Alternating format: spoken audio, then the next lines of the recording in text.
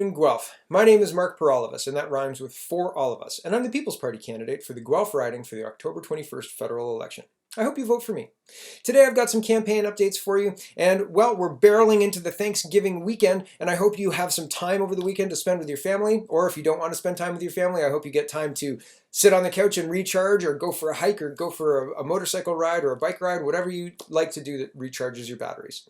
Also, you should be aware that the advanced polls are open all weekend, Friday, Saturday, Sunday, and Monday from 9:30 a.m. to 9:30 p.m. The polling station is at Silver Creek Parkway and Speedvale, and well, I hope you get out and vote either this weekend or on the 21st.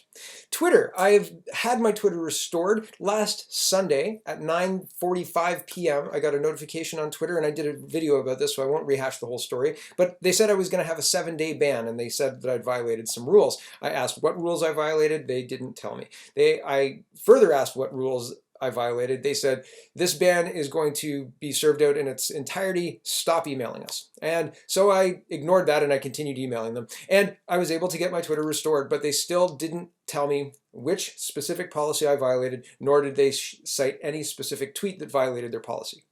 So I don't know why I was cut off in the first place. I don't have an explanation as to why the ban was removed and I was allowed back on Twitter. I don't know. I have no idea. I don't have any good answers for anybody except that I refuse to accept no answer as an answer. So here we go. And I will continue to fight for the ability for people to express themselves on public platforms like Twitter, and especially when that's where all of the discord is happening. The public discord happens in that space. So Twitter unilaterally denying me my right for speech and allowing my competitors to maintain that right, their access to their ability to communicate with their constituents, and mine was cut off. I don't think that's appropriate. I think that's a multinational company interfering in our elections, and I don't think that's appropriate. Russia can't do that. Other other countries can't do that. So why is a company like Twitter or even Facebook, why are they allowed to do that? That seems odd to me. That seems very strange. And I would say this isn't over by a long shot, but that's just my opinion. We're out of signs, so this is the last one left. And I've ordered more, so they're on the way. I'm hopeful that we'll get them. If you'd like a sign, we'd love to hear from you. Feel free to go to ppcguelph.ca, and the signs is in the top menu bar, and it'll take you right there. There's a free version and a paid version. The paid version helps us afford the sign, so that would be wonderful if you could help out with that. But if you just want to display a sign, that's great too. Thank you very much. And the debates are all done.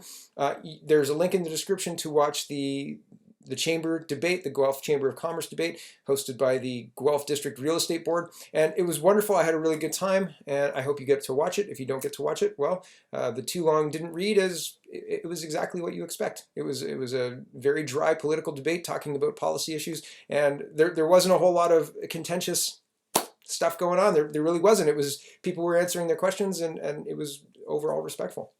There wasn't anything, there was no fireworks. It was kind of exactly what you would expect. And the funny thing is, the whole reason why I think this whole thing is so strange is that's what politics is. It's dry and it's kind of boring, and people talk about it because they really care passionately about the issues, whichever issues that they're talking about, right? And every single person who's put themselves forward to be a federal candidate in Guelph and across Canada, they're passionate about their issues, regardless of what their issues are. So most people aren't interested in politics because it's boring, and the people passionate about their issues are passionate about their issues, but the issues are kind of niche, and they don't necessarily speak to everyone, right? There are people who are excited to hear what I have to say, and there are people excited to hear what the other candidates have to say. So that's what I mean. It's kind of dry. It's kind of boring, and it's weird for me. I really like politics, so I'd watch that anyway. So it was exactly what I expected. I'm glad it was exactly what I expected. That's how politicians are supposed to act. That's how politics is done.